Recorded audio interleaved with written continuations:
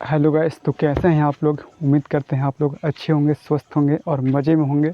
और साथ ही साथ आप लोग कॉपी कलम लेकर के बैठे हुए होंगे नोट करने के लिए, ठीक है ना।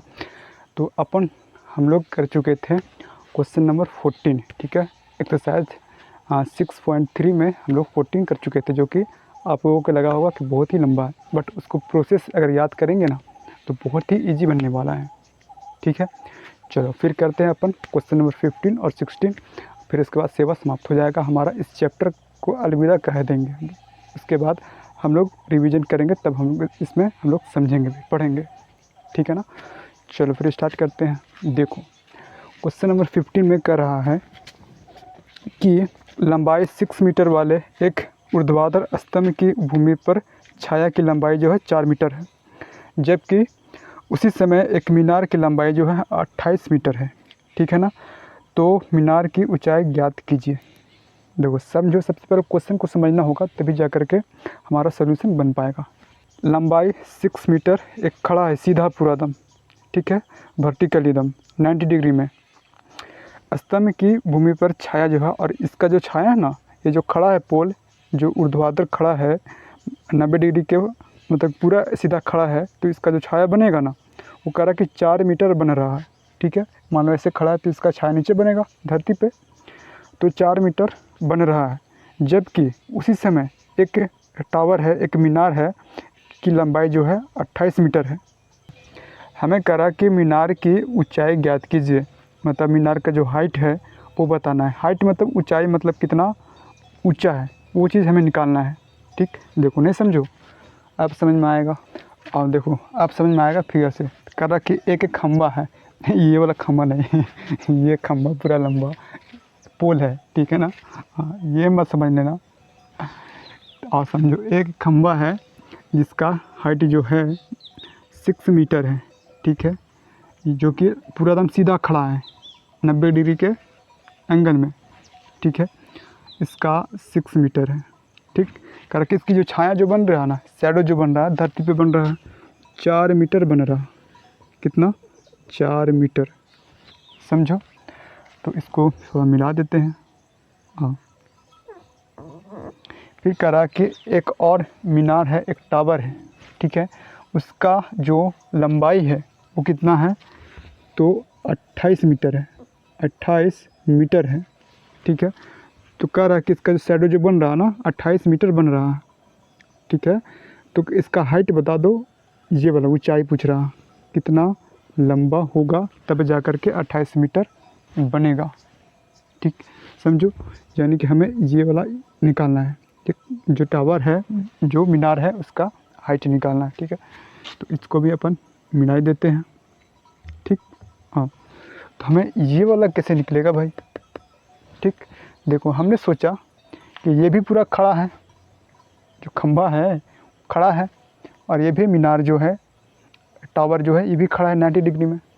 मतलब कि हमारा यहाँ पे 90 डिग्री बन रहा है, यहाँ पर भी 90 डिग्री बन रहा, ठीक। अगर हम ये दो त्रिभुज है जिसमें एक एंगल ये इस एंगल के बराबर है, ठीक।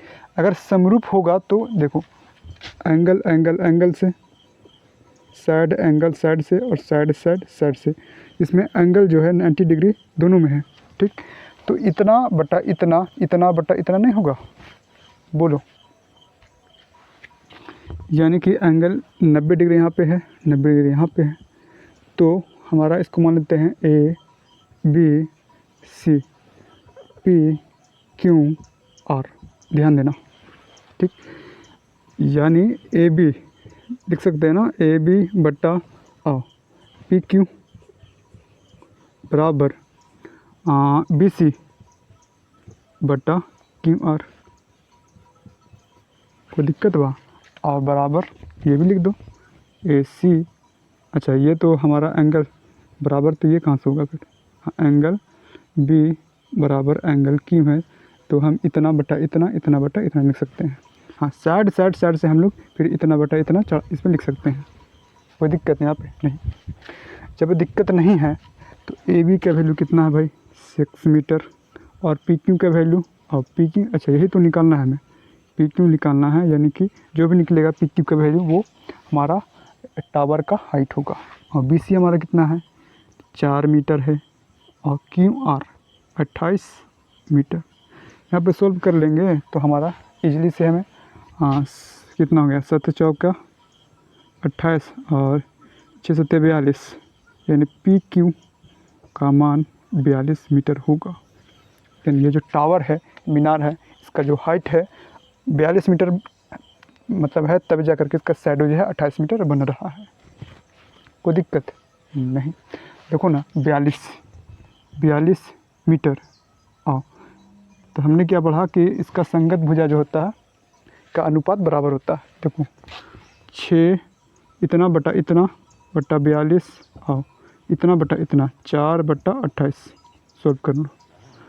तो यहाँ पे कितना 1 बटा 7 6 सत्ते 42 1 बटा 7 देखो बराबर है ना। ठीक, तो इससे रिलेटेड करना है। चलो तो हमारा आंसर हो गया 42 मीटर। ठीक है, तो ये तो हुआ रफ में हमने कार्य किया। ठीक है, एग्ज़ाम में हमें किस टाइप से हमें लिखना है ताकि हमें पूरा में पूरा नंबर मिल सके। ठीक है ना, आओ फिर लिखते हैं। देखो सबसे पहले जो भी दिया है उसमें लिखेंगे ना, क्वेश्चन के माध्यम से मत चुराएंगे कुछ। ठीक है, आओ तो आंसर में हम लोग लिखेंगे दिया है क्या क्या दे रखा था भाई, ए बी ये और ये इतना चीज़ दे रखा था। ठीक है ना, तो हम लिखते हैं कि दिया है खंभे की, ठीक है, खंभे की ऊर्ध्वाधर यानी वर्टिकली ऊर्ध्वाधर, ठीक है, ऊर्ध्वाधर लंबाई क्या माने हैं, तो इसको ए बी माने हैं ना, तो ए बी 6 मीटर। ठीक, और आ जाओ फिर क्या दे रखा था, हाँ खंभे की छाया शैडो कितना बन रहा था भाई, तो क्या माने हैं बी सी 4 मीटर तथा हमें क्या फाइंड करना है, क्या निकालना है, तो पी क्यू निकालना है, यानी कि जो मीनार है जो टावर है उसका हाइट तथा मीनार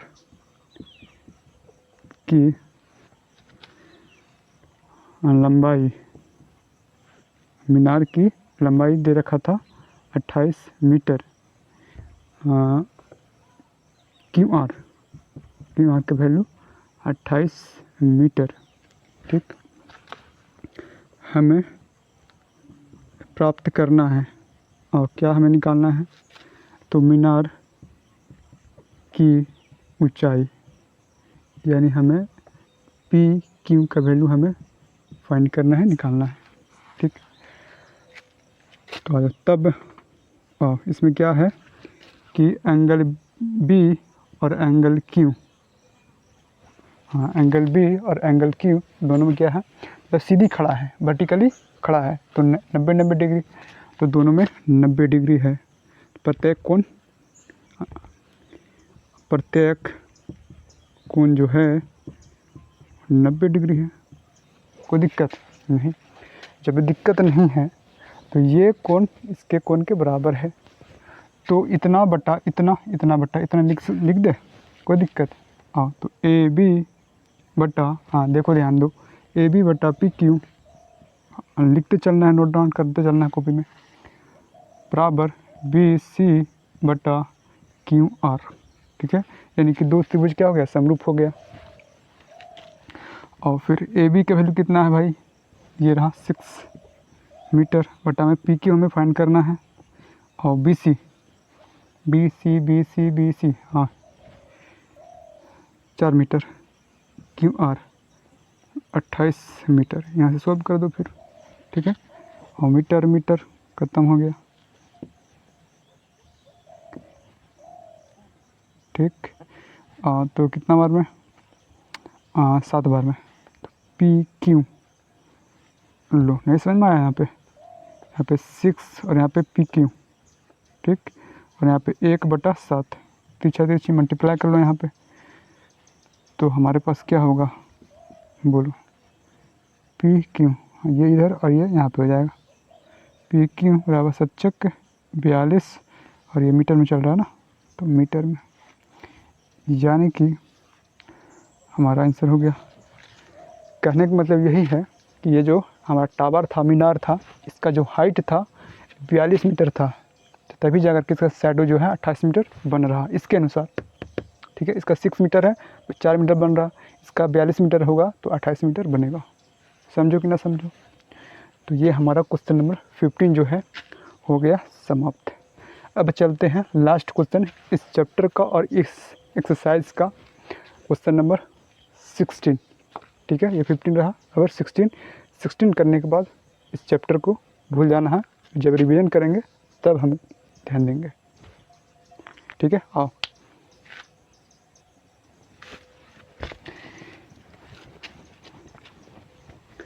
जानू मेरे जाने मन, जानू मेरे जाने मन, बचपन का प्यार कहीं रूठ नहीं जाना रे, सच्चा मेरा प्यार है, प्यार तुझे करेंगे, बचपन का प्यार तुझे रूठ नहीं जाना रे, जाना जाना जाना, रूठ रूठ रूठ नहीं जाना रे।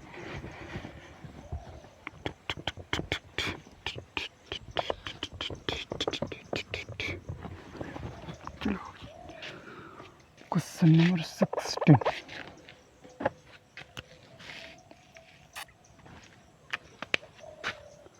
चलो जल्दी आओ, देखो भाई लोग, क्वेश्चन नंबर 16 कर रहा है कि एडी और पीएम त्रिभुजों, कौन कौन सा त्रिभुज है, एबीसी और पीक्यू आर की क्रमशः मध्यिकाएँ हैं। चलो ठीक है, जबकि त्रिभुज एबीसी समरूप है त्रिभुज पीक्यू आर का। प्रूव करना है, सिद्ध करना है कि ए बी बटा पी क्यू बराबर है ए डी बटा पी एम का। और ध्यान दो, इन्होंने दे रखा कि दो त्रिभुज है जहाँ पे ए डी और पी एम मध्यिकाएँ हैं किसका, तो आधार का, बी सी का और क्यू आर का। ठीक है भाई, और साथ ही साथ दे रखा है कि हम आपको कंडीशन दे देते हैं कि त्रिभुज ए बी सी समरूप यानी कि सिमिलर है त्रिभुज पी क्यू आर का। प्रूव करके दिखाओ, ए बी बटा पी क्यू बराबर ए डी बटा पी एम। ये आते हैं, देखो और रफ में समझो पहले क्या करने वाले हैं। देखो, करा कि हम तुम्हें दे देते हैं दो त्रिभुज, कोई सा भी त्रिभुज ले लो भाई। ठीक है, ए बी, ये रहा सी,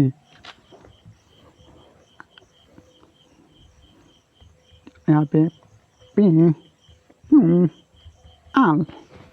ठीक है, आओ यहाँ करा कि मध्यिकाएँ हैं दो जगह पे, एक है ए डी, ये रहा ए डी, और एक है पी एम, ये रहा पी एम। मध्यिकाएँ कहने का मतलब मैं पहले भी बता चुका हूँ कि एक रेखा को दो इक्वल पार्ट में क्या करता है, डिवाइड कर देता है। ठीक, यानी कि इतना बराबर इतना, इतना बराबर इतना, मानो 10 है तो यहाँ 5 है, यहाँ 5, ये 20 है तो यहाँ 10, यहाँ 10। ठीक है, और क्या दे रखा है, तो कह रखा हाँ हम तुमको दे देते हैं कि ये त्रिभुज जो है क्या है, सिमिलर है, समरूप है त्रिभुज ए बी सी, सिमिलर है त्रिभुज पी क्यू आर का। इतना हम तुमको तो दे देते हैं, इतना कंडीशन दे रखा है इन्होंने।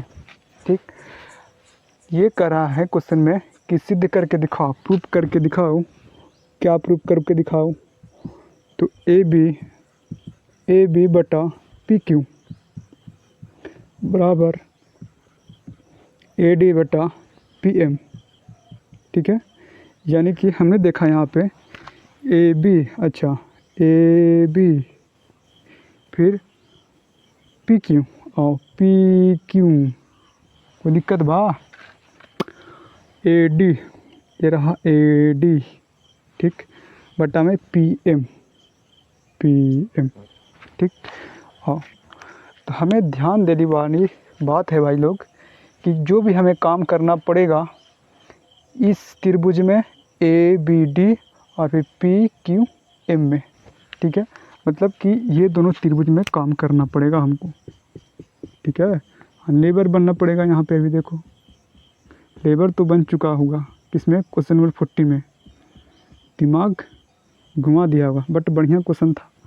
बस इसका प्रोसेस याद करो, बार बार मैं यही कहूँगा, प्रोसेस याद रहेगा इजीली बन जाएगा। ठीक, और इसमें लेबर नहीं बनना है, लेबर बनने की ज़रूरत नहीं है, बहुत ही आसान क्वेश्चन है। ठीक है, साला पर चलो भाई लोग आओ देखो कैसे होगा।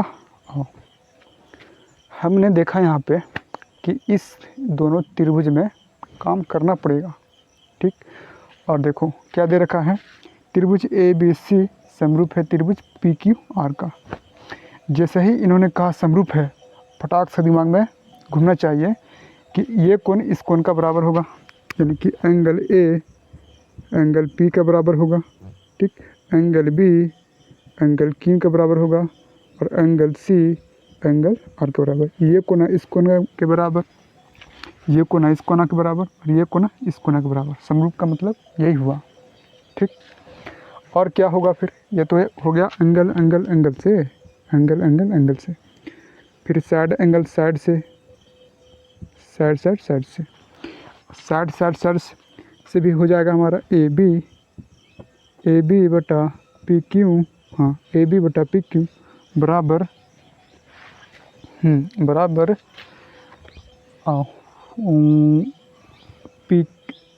AC बटा PR बराबर BD बटा QR। चलो, इतना मतलब कि सोच के चलना है कि इतना चीज़ तो हमें गिवन है। ठीक, हमें क्या प्रूव करना है, AB बटा PQ बराबर AD बटा PM। हाँ, हमने ध्यान दिया यहाँ पे कि भैया AB बटा PQ तो है। ठीक, और AD बटा PM हम बराबर किसी तरह हम निकाल दे तो हम कह सकते हैं कि त्रिभुज, ये वाला त्रिभुज इस त्रिभुज का समरूप है। जब समरूप है तो इतना बटा इतना हम इजीली हम लोग लिख सकते हैं, इतना बटा इतना, फिर इतना बटा इतना बराबर इतना बटा इतना। ठीक, और कैसे करेंगे फिर, देखो हमने सोचा कि एंगल B इस वाले त्रिभुज में लेंगे हम लोग, इन दोनों त्रिभुज को, एंगल B एंगल Q का क्या है, बराबर है। जैसे ही बराबर है, कहाँ से उठाए हमने, ये दिया था, गिवन था हमें।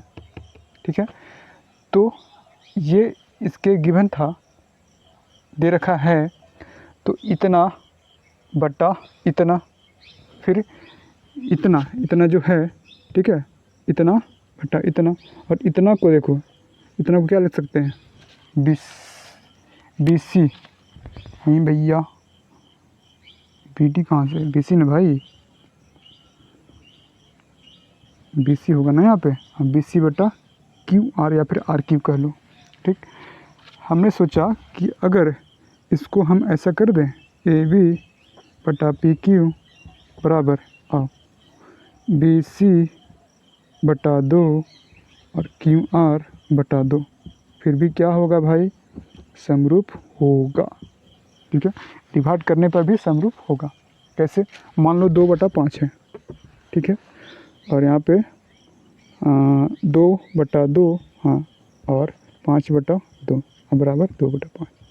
फिर सॉल्व करेंगे इसको तो क्या होगा, 2 बटा 5 ही तो होगा, मतलब कि फिर भी क्या है, इसका संगत भुजाओं का जो रेशियो है बराबर है। ठीक, इतना समझो। आओ, तो जब इतना BC का हाफ किए तो इतना लिख सकते हैं ना, BD BD और QR। ठीक है, QR को हाफ किया तो QM लिख सकते हैं, यानी कि AB बटा PQ बराबर, इसका हाफ किया हमने तो BD और बटा में QM। हमें क्या प्रूव करना था, बोलो, तो एंगल B एंगल Q का तो बराबर है ही। ठीक, जब इतना बटा इतना और इतना बटा इतना दिखा दिए, और एंगल B एंगल Q के बराबर है, तो AC से, ठीक है, कौन सा क्राइटेरिया, साइड और एंगल साइड से हमने क्या कर दिया, समरूप कर दिया। तो नहीं लिख सकते हैं, जब हम समरूप हो ही गया तो इतना बटा इतना, इतना बटा इतना और इतना बटा इतना, कोई दिक्कत? और फिर लिखते हैं, दिया है, क्या दे रखा है, लिख लो। हाँ देखो एग्जाम में लिखना है कि दिया है त्रिभुज ABC में AD मध्यक का है, ABC में AD मध्यक का है, बीचों बीच है, मतलब कि इन दोनों को आपस में बराबर है, ठीक है। DC बराबर क्या है, BD, ठीक। और देखो फिर PQR में PM मध्यक का है, ठीक, यानी कि QM बराबर होगा MR का, ठीक। और फिर दे रखा है कि त्रिभुज ABC समरूप है त्रिभुज PQR का, सिमिलर है, ये दोनों त्रिभुज सिमिलर है। इसका मान यही हुआ कि ये एंगल इस एंगल के बराबर, ये एंगल इस एंगल के बराबर, ये एंगल इस एंगल के बराबर, ये तो पढ़ते आ रहे हैं, साइड एंगल एंगल एंगल और साइड एंगल साइड से, ठीक है। इतना चीज़ हमें दे रखा है और हमें सिद्ध करना है। क्या सिद्ध करना है भाई? तो AB बटा P के बराबर AD बटा PM, यानी ये भुजा बटा ये भुजा और ये वाला जो मध्यका है AD बटा PM हमें सिद्ध करना है, ठीक। और तो हमने देखा कि इस त्रिभुज को और इस त्रिभुज में ही काम करना पड़ेगा, यानी ABD फिर त्रिभुज PQM, ठीक है, इस त्रिभुज में काम करना पड़ेगा, ठीक है। तो हमने लिया त्रिभुज ABD और त्रिभुज PQM में हमने यहाँ पे देखा कि एंगल B जो है एंगल Q का बराबर है। ये कहाँ से हमने चुराया भाई? तो ये हमने लिया है, कहाँ से दे रखा था, हाँ देखो कहीं पे होगा, एंगल B एंगल Q का बराबर है, ये दिया हुआ था, उसी में से हमने लिया है, ठीक है भाई। फिर क्या करते हैं, और इसको उठाते हैं, फिर AB बटा, देखो मतलब किसी भी तरह इस दोनों त्रिभुज को सिमिलर दिखा दो, समरूप दिखा दो। इसे सिमिलर हम दिखाएंगे, समरूप दिखाएंगे, तो हम लिख सकते हैं इतना बटा इतना, इतना बटा इतना और इतना बटा इतना, ठीक। तो AB बटा PQ बराबर AC बटा PR, ठीक, और बराबर BC बटा QR। इसका तो ज़रूरत नहीं है हमें, AC बटा PR, क्योंकि हमें इस त्रिभुज में काम करना है। तो इसको मारो, लटका के मार दो इसको, चलो मार दिया हमने। तो हम BC बटा 2 और QR बटा 2 लिख सकते हैं, फिर भी क्या होगा, फिर भी हमारा दो त्रिभुज समरूप ही होगा, ठीक। देख लो फिर,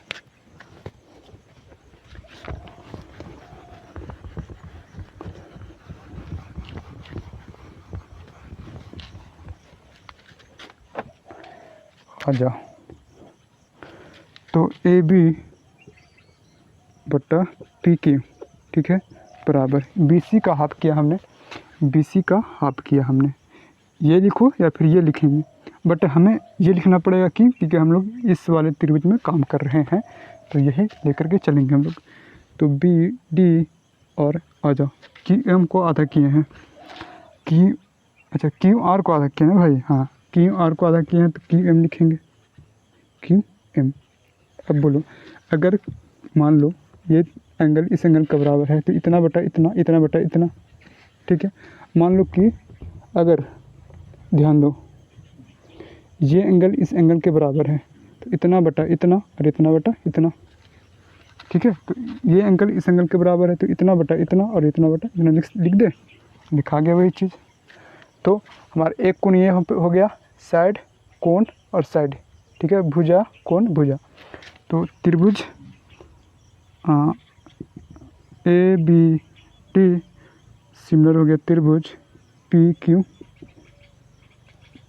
का, ठीक है, किसके द्वारा, तो साइड एंगल साइड के द्वारा। जैसे ही सिमिलर हो गया, ये त्रिभुज इस त्रिभुज का सिमिलर है, सिमिलर हो गया, सिमिलर मतलब प्रूव कर चुका हमने, कर लिया। तो जैसे ही किया हमने, तो इतना बटा इतना, इतना बटा इतना और इतना बटा इतना लिख दे, ठीक। हाँ, तो हमें AB बटा PQ बराबर AD बटा PM बराबर BD और बट्टा में QM। कोई दिक्कत?